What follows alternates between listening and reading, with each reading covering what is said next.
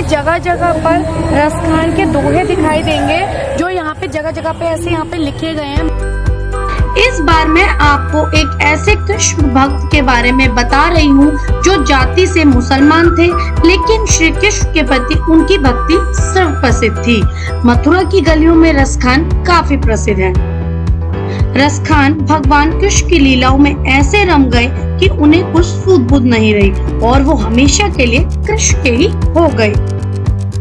मथुरा के गोकुल में जब आप जाएंगे तो आपको यहाँ पर कई जगह पर नंदलाल से जुड़ी सैकड़ों कहानियों से रूबरू होना पड़ेगा। यहाँ आने के लिए आपको ट्रांसपोर्ट में ट्रेन, बस और निजी वाहन के जरिए आना होगा। यहाँ दूर दूर तक आप कृष्ण नगरी में आराम से हर जगह के दर्शन कर सकते हैं। कवि रसखान भगवान कृष्ण की भक्ति में ऐसे समाये कि उन्होंने सांसारिक मोह माया को त्याग कर कृष्ण भक्ति में समय गुजार दिया।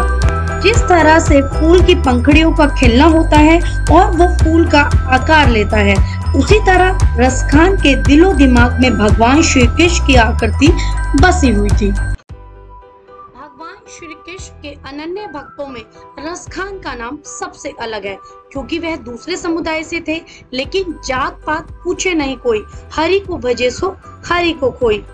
यानी भगवान को पाने के लिए जात पात को कोई नहीं पूछता है, सिर्फ भगवान को पाना है।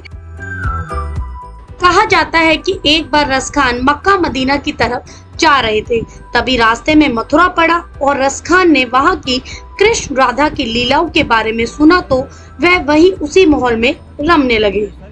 वहां पर हर जगह पर भगवान श्री कृष्ण की अलग अलग लीलाओं का वर्णन किया गया था, जिसे देखकर रसखान नंदलाला की ही प्रेम की माला जपने लगे। इस समय मौजूद हूँ कवि रसखान की समाधि में और कहा जाता है कि यहीं पर ही कवि रसखान ने बहुत घोर तपस्या करी थी, तभी से 16वीं शताब्दी में उनकी यहाँ पर समाधि स्थापित की गई।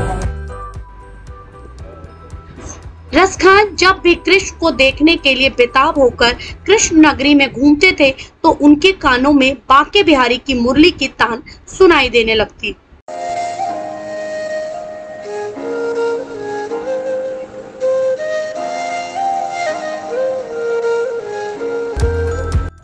और वहीं घुंघरू की धुन उनको मंत्रमुग्ध करने लगती थी।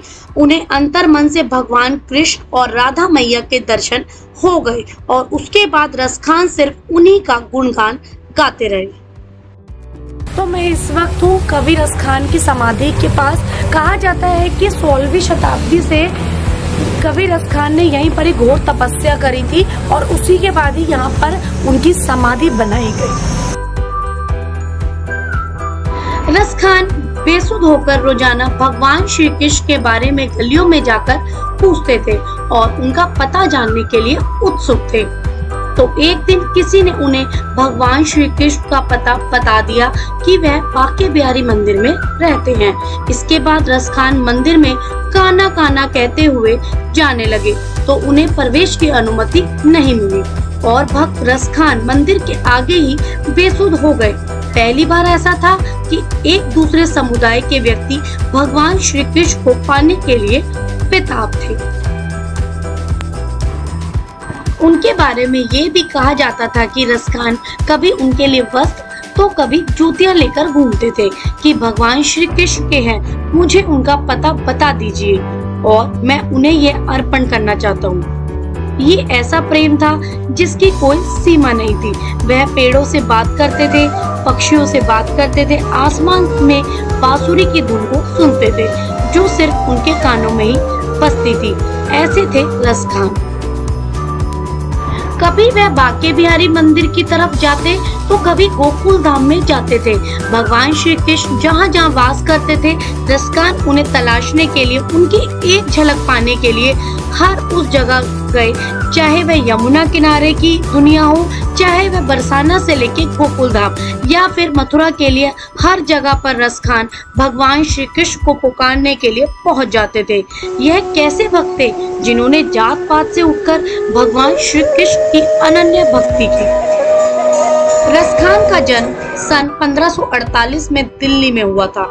वैसे इनका नाम सैयद इब्राहिम था। यह पठान परिवार से थे, लेकिन कई लोग अलग अलग तरह की भ्रांतियां पालते हैं। भगवान श्री कृष्ण की पूरी गाथा को गाते हुए गोकुल की गलियों में रोजाना सुबह से शाम तक ये भजन किया करते थे और उनके बारे में लोगों को बताया करते थे।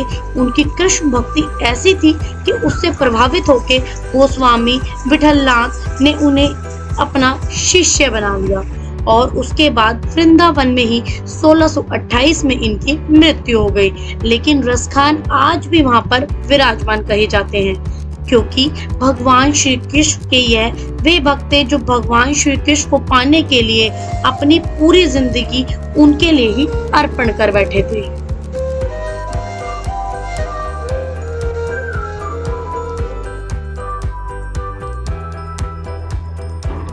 भगवान श्री कृष्ण के प्रति उनकी भक्ति अटूट थी। वो जब मक्का मदीना जा रहे थे तब उस दौरान मथुरा की गलियों में उन्हें भगवान श्री कृष्ण ने दर्शन दिए थे। ऐसा रसखान ने अपनी कविताओं में इसके बारे में लिखा है, जिसके बाद वो कृष्ण लीलाओं का ही वर्णन करते रहे। तो दोस्तों, आज मैंने आपको बताया है कि कवि रसखान कैसे भगवान श्री कृष्ण के सच्चे भक्त बने। लोग अक्सर गोकुल आते हैं लेकिन इस जगह को नजरअंदाज कर जाते हैं, तो आप इस जगह पे जरूर जाइएगा, आपको काफी अच्छा लगेगा। अगर आपको मेरा आज का वीडियो अच्छा लगा हो तो प्लीज मेरे चैनल को लाइक, शेयर एंड सब्सक्राइब करिए।